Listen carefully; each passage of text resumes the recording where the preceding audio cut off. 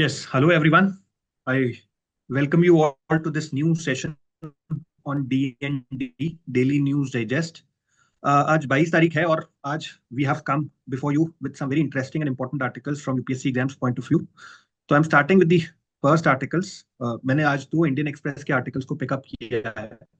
The first article is basically on solar imports, and both of my articles are largely related to each other. So we'll try and figure out as to what relation is there.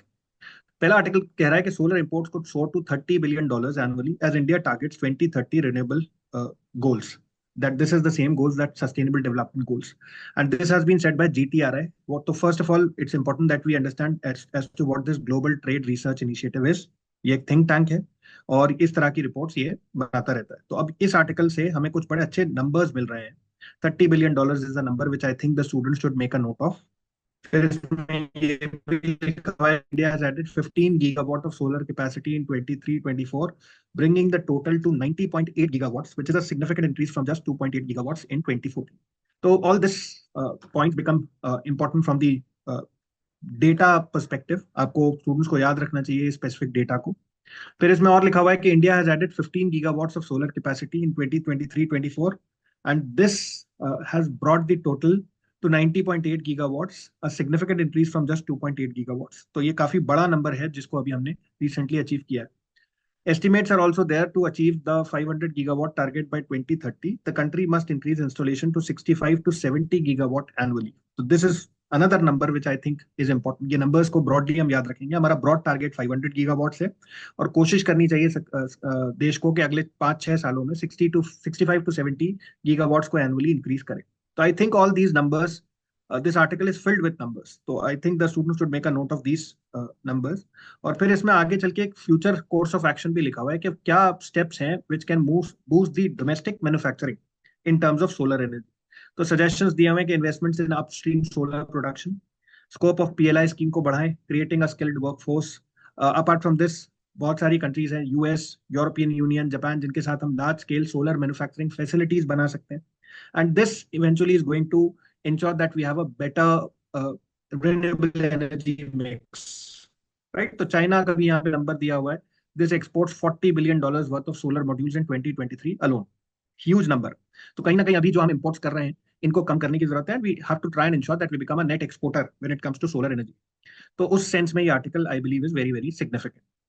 Second article basically जो इसी से जुड़ा हुआ है, energy की ही बात हो रही है, वो भी बड़ा इंटरेस्टिंग है. And this is talking about coal. $1 trillion over 30 years. Why pivoting away from coal will be very costly for India. अब देखिए, ध्यान रखिए, लास्ट ईयर 2024 में 3 में the honourable prime minister was attending the conference of party 28. ये हुई थी Dubai में. तो वहां पे we had talked about the phasing out of coal. तो देयर वर सम नेशंस जो कह रहे थे कि फेस आउट करना पड़ेगा अब इंडिया को कोल को. We had agreed on phasing down and not phasing out. This means कि हमने कहा था, हमने कमिटमेंट की थी कि we are going to reduce our dependence on coal but we are not eventually going to eliminate it. तो उसी संदर्भ में ये आर्टिकल इंपॉर्टेंट है because India has had a time tested sort of position here that we are not going to fully replace coal with renewable energy. धीरे धीरे coal को reduce करेंगे, खत्म नहीं करेंगे फॉर द फोर्सिएबल फ्यूचर. तो this is one area which I think the student should make a note of. और ये जस्ट ट्रांजिशन, एक नया टर्म यहाँ पे मिला हुआ है कि what will be a just energy transition.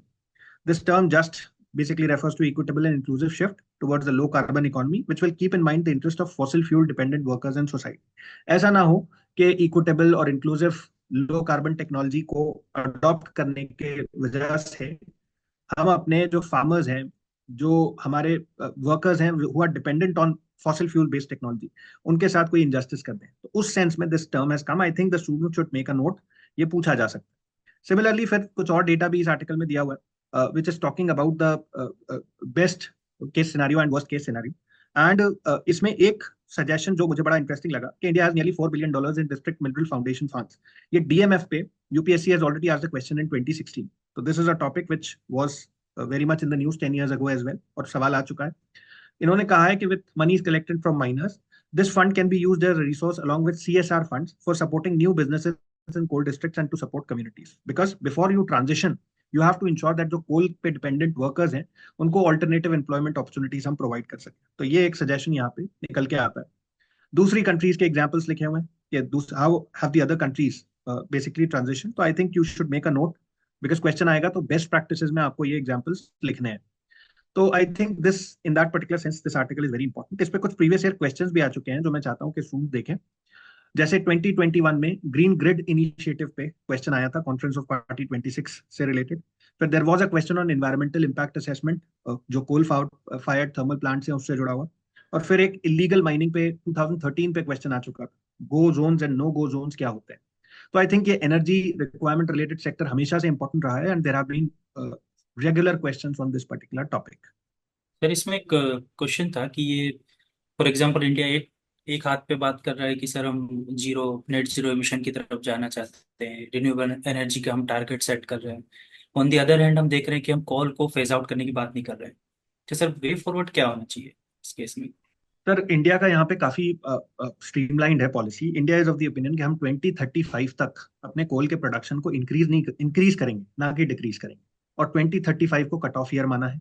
फिर 35 के बाद से we are going to stop the production of coal, not fully but we are going to draw it down, धीरे धीरे कम करेंगे। और 2070 तक जो नेट जीरो एमिशन का टारगेट है, हम कोशिश कर रहे हैं कि फिर हम पूरी तरीके से रिन्यूएबल्स की तरफ शिफ्ट हो जाए। बिकॉज haphazardly, abruptly कोल की से रिन्यूएबल्स की तरफ शिफ्ट होना is not a viable solution. Because इस सेकंड वाले आर्टिकल में हमने देखा भी कि जो जिन लोगों का रोजगार जुड़ा हुआ है उनको पहले हमें ऑल्टरनेटिव एम्प्लॉयमेंट अपॉर्चुनिटीज प्रोवाइड करना पड़ेगी। तो ब्रॉडली इंडिया की पॉलिसी जो है यहाँ पे काफी स्ट्रीमलाइन दिख रही है, and I think the student should make a note of it. With this I would invite Kanhaiya sir to take this discussion forward. Thank you so much. Thank you sir. आज के दो आर्टिकल्स जो मैंने लिए हैं ये द हिंदू से हैं। फर्स्ट आर्टिकल जो है ये है सुप्रीम कोर्ट में सीजीआई ने एक स्टेटमेंट दिया है कि laws for minority institutions do not breach secularism. तो इस आर्टिकल में स्टूडेंट्स के पर्सपेक्टिव से क्या इंपॉर्टेंट है? एक तो जो लास्ट इलाहाबाद हाईकोर्ट का जजमेंट है जिसने स्ट्राइक डाउन किया है Uttar Pradesh board of madrasa education act 2004 को। किस ग्राउंड पे उन्होंने स्ट्राइक डाउन किया है ये स्टूडेंट्स को पता होना चाहिए। अ, हम आर्टिकल्स की भी बात करेंगे इसमें। तो सुप्रीम कोर्ट में सीजीआई ने पॉइंट रखा है कि laws which regulate institutions run by religious और linguistic minorities for that very reason alone can not be accused of breaching secularism. तो सेकुलरिज्म पहले भी क्वेश्चन आ चुके हैं, सेकुलरिज्म होता क्या है, माइनॉरिटी राइट्स का होता है, आर्टिकल 29 एंड 30 स्टूडेंट्स को पता होना चाहिए कॉन्स्टिट्यूशन में क्या बोलते हैं, किस टाइप के राइट्स हम माइनॉरिटीज को देते हैं।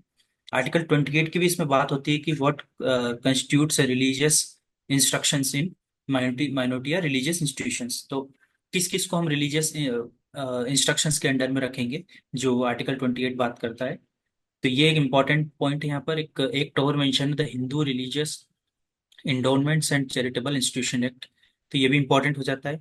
इसके साथ साथ चीफ जस्टिस ने बोला state had a right to legislate to improve the excellence of a government aided minority run institution. तो state can in many ways interfere for the excellence of education or excellence in this institutions. तो वो हम उसको religious instructions ना मानते हुए उसको हम सेकुलरिज्म मानेंगे। तो ये सीजीआई बोलना चाहते हैं। इसमें एक दो पॉइंट और इम्पोर्टेंट है जो है फॉर एग्जांपल कुछ आर्टिकल्स मेंशन है जो मैंने मेंशन किए हैं। वो स्टूडेंट को रीड करना चाहिए।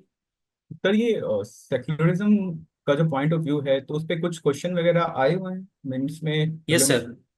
यस सर, मेंस में इसमें क्वेश्चन आए हुए हैं। मैं इसमें क्वेश्चंस आपको बताता हूँ।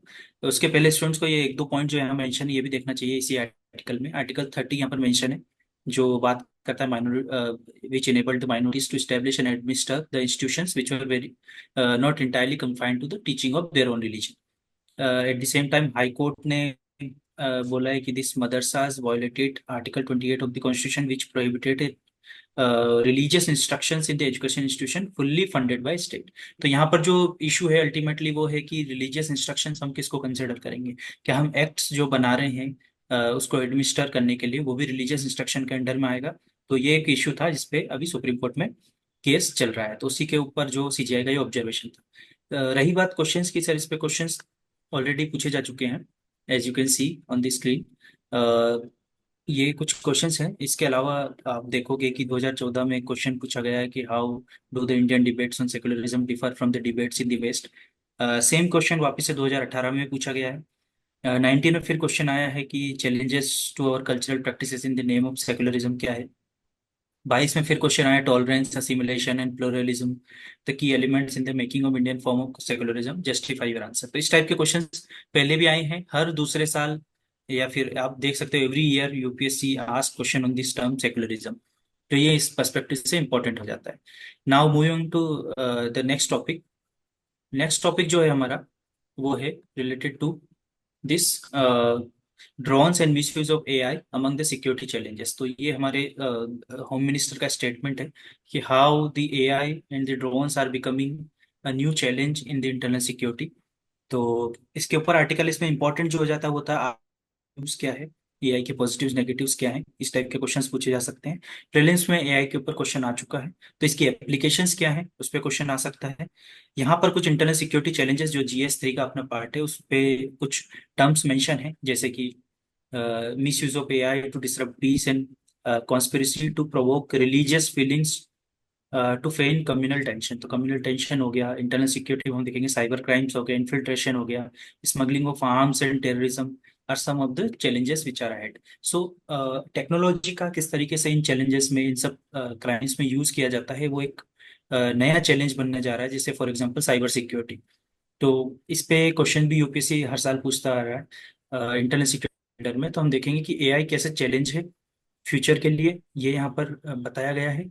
इसके अलावा यहाँ पर लेफ्ट विंग एक्सट्रीमिज्म मेंशन है in Jammu Kashmir and sorry in left wing extremism and Jammu and Kashmir and north east, तीन थ्रेट्स जो है यहाँ पर डिस्कस की है मिनिस्टर ने। तो ये इंपॉर्टेंट हो जाता है, इसको हम इंटरनल सिक्योरिटी के अंडर में पढ़ेंगे। तीनों थ्रेट्स किस टाइप की है, insurgency in Jammu Kashmir and insurgency in north eastern areas, तो ये भी इंपॉर्टेंट हो जाता है। 3 new criminal laws passed by the parliament. तो ये तीनों लॉज कौन से हैं, तो ये स्टूडेंट्स को पढ़ना चाहिए रिसेंटली उसमें क्या क्या चेंजेस किए हैं, और जो पुराने लॉज हैं उससे क्या इसमें इम्प्रूवमेंट है, तो ये इंपॉर्टेंट हो जाता है। और इसमें जो टर्म्स मेंशन है, for example AI, for example cyber security, तो साइबर क्राइम्स, तो इन पे क्वेश्चंस हर साल यूपीएससी पुट करता है, प्रीलिम्स हो या मेंस दोनों में। तो मैं आपको बता देता हूँ, प्रीलिम्स 2020 में क्वेश्चन आया आर्टिफिशियल इंटेलिजेंस के ऊपर। तो इसके जनरली यहाँ पर देखा गया कि एप्लीकेशन डिस्कस किया गया है। तो एक तो ये क्वेश्चन हो गया। देन मेंस में हम देखें तो साइबर सिक्योरिटी के ऊपर 2022 में क्वेश्चन आए हैं, elements of cyber security and what are the comprehensive this national cyber security strategy of India. Then next जो क्वेश्चन आया है इंटरनल सिक्योरिटी से रिलेटेड, ये इसमें भी साइबर अटैक्स की बात की गई है, cross border cyber attacks. Again same pattern पे क्वेश्चन पुट किया जा सकता है कि how AI can be used in this cross border attacks. तो इस टाइप के क्वेश्चन आ सकते हैं। यहाँ पर कहीं ना कहीं रिलीजन की बात हुई है, रिलीजियस इंडोक्ट्रिनेशन पे क्वेश्चन आ चुका है विया सोशल मीडिया। तो how again AI can be used here, तो इस टाइप के क्वेश्चन फ्यूचर में भी पुट किया जा सकता है। So this was from my side. Now I think Ghani sir will continue the discussion. Thank you.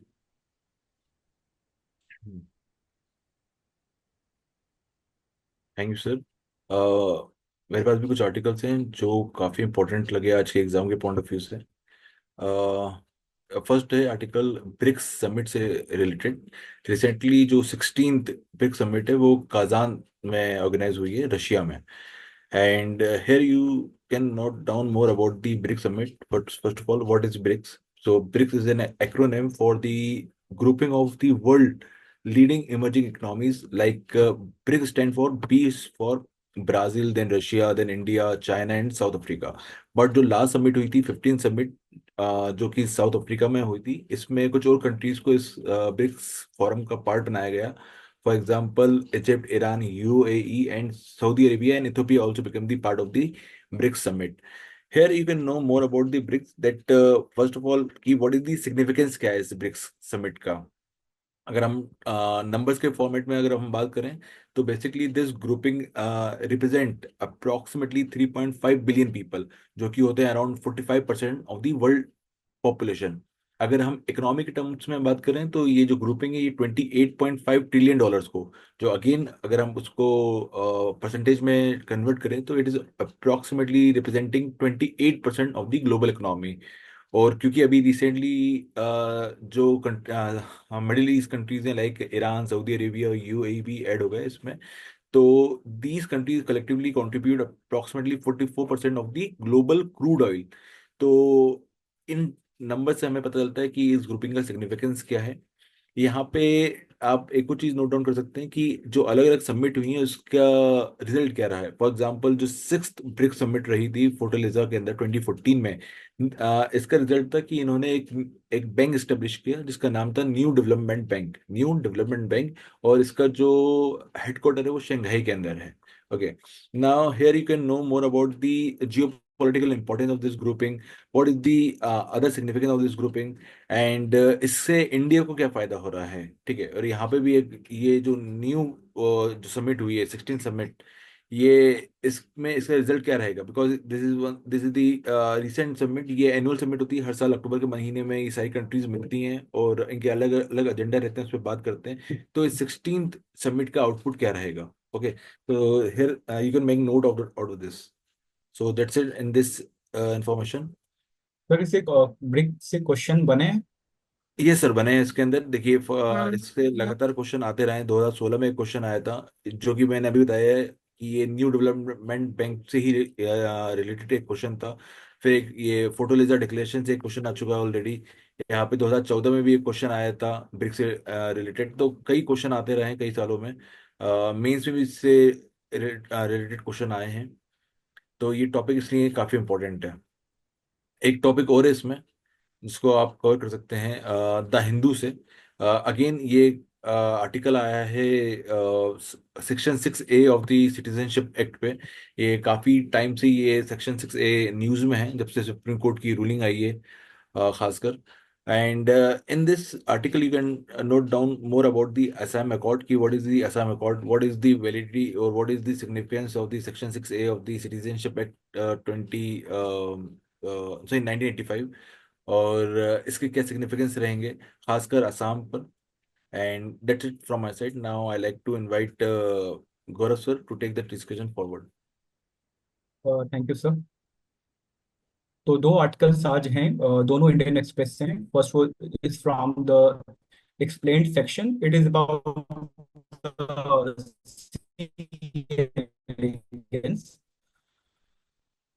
so this is in context to the recent Nobel that has been given to the medicine for the discovery of mRNA। तो वो जो mRNA की discovery की गई वो इस animal पे ही की गई। तो first of all like C elegans is a nematoda, nematoda family को बिलोंग करता है। इट्स क्लास ऑफ एनिमिलिया है। और तो इसका बात ये है कि why it becomes such a like important क्यों हो जाता है फॉर लाइक रिसर्च पर्पस। तो first of all it's like a very small animal, और ये इसके जो सेल्स हैं मतलब 959 cells, only it is made up of 959 cells. यानी पहला सेल अपने starting from life term cell division कैसे करता है till its death, everything is well reported. And so many experiments have been done in this for this purpose, like cell division के phases को clearly ये दिखाता है। And one of its properties like when it is like put under the microscope ये translucent हो जाता है, which easily allows the researcher to see how a cell is behaving। अगर उसमें कोई डाई दिया गया है, how it dye is like moving across the cells। तो ये अपने आप में इसीलिए बहुत इंपॉर्टेंट है। And so many from the cell aging to cancer to therapeutics to everything, many experiments have been done on this animals, and till now 4 Nobel have been awarded for like research on this animal for the various other fields। So this becomes important, and question can be asked in the various forms as written in this article। Now moving to the like next article, it's from the uh, India's growth outlook supported by the robust domestic engine। तो एक RBI का एक state of economy article publish हुआ। It's not a report, it is like published by, it's article given by जो deputy governor हैं RBI के, उन्होंने दिया। तो दो तीन टर्म्स इसमें मेंशन है which becomes very important. First is like economic activity index. तो ये क्या होता है, like it gauges the economy activity in the country. और ये जो आपका क्वार्टरली एक जीडीपी फिगर आ रहा है उसको पहले ही प्रिडिक्ट कर देता है, just because like GDP figure given by the NSO comes with a lag of nearly 2 months। So the prediction given by the RBI becomes very important for policy making। तो इसलिए important हो जाता है। Second is like mentioning of term like crowding in। तो ये crowding in क्या होता है, crowding out क्या होता है, students should know, it's very important from the like monetary policy के term से, और मतलब फिजिकल पॉलिसी के टर्म से ये बहुत इंपॉर्टेंट हो जाता है। Third is like mentioning of the world trade organisation good trade parameter. ये क्या होता है? ये एक तो first of like merchandise trade क्या है, गुड्स ट्रेड क्या है, सर्विसेज ट्रेड क्या है, ओवरऑल इंडिया का करंट अकाउंट डेफिसिट क्या है, तो student should know. And it's like ये जो बैरोमीटर है, it's also like a prediction of like trade volume across the countries. तो ये trade volume across the countries जो 2-3 महीने बाद स्टैटिस्टिक्स आएगा ट्रेड वॉल्यूम का, goods in the goods, it predicted by the WTO prior, पहले ही बता दिया जाता है, जिससे पॉलिसी मेकिंग वगैरह पे काफी इसका अच्छा प्रभाव रहता है। तो it's like a basic take away from this article, 3 points are become important. And Gaurav sir, can you elaborate the crowding in effect? थोड़ा सा इसको। sir, thing is, matlab, it has to be understood in the context of crowding out also. So when like government भी markets में अपने policies वगैरह float करती है to get the money, loan लेती है मनी से, तो उससे क्या होता है कि मार्केट में जो है मनी का अभाव हो जाता है for the like other private sectors के लिए। तो इस चीज को क्राउडिंग आउट कहा जाता है कि it has a detrimental effects on the private sector. Whereas when government invest in like infrastructure वगैरह में इन्वेस्ट करता है, तो it has like virtuous cycle एक क्रिएट करता है। when it's एक रोड बनाता है, let's say it's invest in the road, तो so many private players also come in, कोई कुछ सप्लाई करेगा, एमएसएमई सेक्टर्स को ग्रोथ मिलता है, तो it is known as crowding in effect. तो ये अपने आप में इंपॉर्टेंट है, क्राउडिंग इन क्या होता है, क्राउडिंग आउट क्या होता है। So it's like a basic take away from these 2 articles. Now I will invite Manish sir to take this discussion forward. The very first article I'm going to discuss is from the Indian Express explained page. So this article is talking about the concern raised by the southern state related to aging population, low birth, and their consequent impact on their economy as well as on their political well-being.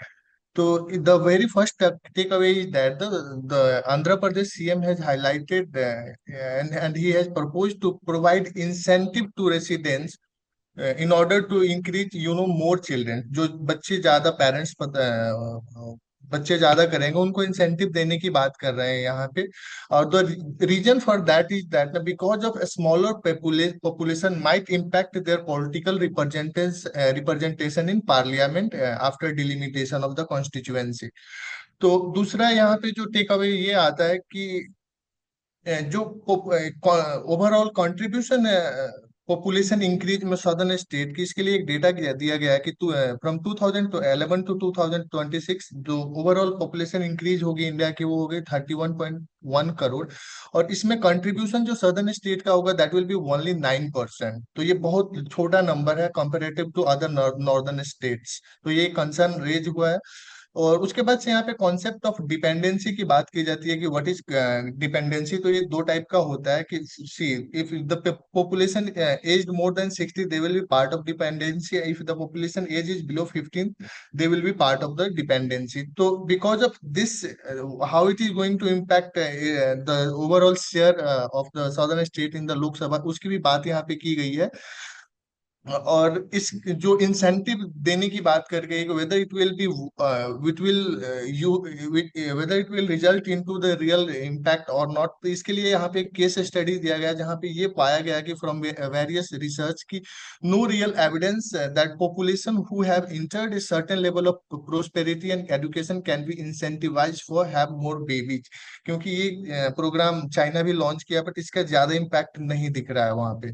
इसके बाद से यहाँ पे जो replacement rate होता है उसका concept है जो कि 2.5 2.1 के चिल्ड्रन पर वुमेन का है, जो replacement level of fertility that is an average जो 2.1 का होता है, ये जानना चाहिए स्टूडेंट्स को। उसके बाद से यहाँ पे जो existing problems southern state face कर रही है उसको कैसे सॉर्ट आउट किया जा सकता है, उसके लिए यहाँ पे सोल्यूशन दिया गया है कि it can be check through migration because USA is doing it for the last decade over the decades. यहाँ पे क्या होगा कि जो इकोनॉमिक कंस्ट्रेंट आएगी because of ageing population that can be supplemented by migration. Migrate लोग जाएंगे वहां पे और वहां पे सदर्न स्टेट को खर्चे भी नहीं करने होंगे, they will be direct they will work as their workforce. और ये प्रैक्टिस यूएस में हो रहा है। बट जो पॉलिटिकल वाला कॉन्सेप्ट है जो रिप्रेजेंटेशन की, वो कंसर्न माइग्रेशन के थ्रू चेक नहीं किया जा सकता है। तो यही बेसिक टेक अवे है दिस आर्टिकल का। सर ये जो पॉलिटिकल वाली बात करी है, मतलब इसका इसका पॉपुलेशन का पॉलिटिकल रैमिफिकेशन क्या होगा? फिर क्या होता है कि आप जैसे कि हाँ हम जानते हैं कि अपने देश में जो हमारा जो राज्यसभा या लोकसभा हो या फिर स्टेट असेंबली में जो भी हम कॉन्स्टिट्यूएंसी में जो भी सीट्स को डिवाइड करते हैं स्टेट वाइज, वहाँ पे पॉपुलेशन ही कंसिडरेशन होता है। तो इन दिस केस की अगर नॉर्दर्न स्टेट्स की पॉपुलेशन ज्यादा बढ़ रही है तो कंपेरेटिवली नॉर्दर्न स्टेट्स को पार्लियामेंट में ज्यादा सीट्स मिलेगी in comparison to southern states after delimitation on the basis of census. The second article is talking about the approaching milestone in constitutional governance in India. ये हिंदू का editorial है. In this article, the author is saying about the कि upcoming 26 नवंबर को हम अपना constitutional day बनाने जा रहे हैं. That will be 75th of our anniversary of adoption of our constitution of India. तो यहाँ पे बात की गई है कि जो कोर वैल्यूज है कॉन्स्टिट्यूशन के जिसके कारण से हमें constitutional culture of India develop हुआ उसकी बात की गई है। तो इस आर्टिकल में 5 कोर वैल्यूज की बात की गई है। The first one is people respect for democratic institutions, और इसको हम देख सकते हैं through the improvement of standard of living of the people. और ये डेमोक्रेटिक इंस्टीट्यूशन के वर्किंग के वर्क रिजल्ट है। प्लस दूसरा इसमें हाईलाइट किया गया कि people participation is in election is also shows the respect that people have related to our for our democratic institution. दूसरा यहाँ पे हाईलाइट किया गया कि smooth transition of elected governance जो हमारे कंट्री में होती है। दो वी नो कि हमारे यहाँ इलेक्शन बहुत हाई टोन पे फाइट की जाती है, अलग अलग आइडियोलॉजी के पार्टीज है। स्टिल आफ्टर इलेक्शन जो पावर का ट्रांजिशन होता है दैट इज वेरी स्मूथ। और हमने देखा है कि जैसे हमारे नेबरहुड में हो गया या जैसे म्यांमार में, बांग्लादेश में या इवन पाकिस्तान में transition of power is not that much peaceful. तो ये कोर वैल्यू है। उसके बाद है अपहोल्डिंग राइट्स। हमारे कॉन्स्टिट्यूशन हमारे लोगों को बहुत सारे राइट्स देती है जिसमें फंडामेंटल राइट्स वेरी पैरामाउंट है। उसको हमारा कोर्ट कैसे प्रोटेक्ट करते आ रहा है फॉर लास्ट 75 ईयर्स, उसको हाईलाइट किया गया है कि ये भी एक कोर वैल्यू है that is promoting our constitutional culture. Apart from that it's also talking about federal as a fact to constitutional governance, कि कैसे फेडरलिज्म ने भी अपना रोल प्ले किया है in smooth functioning of our constitution and our democracy.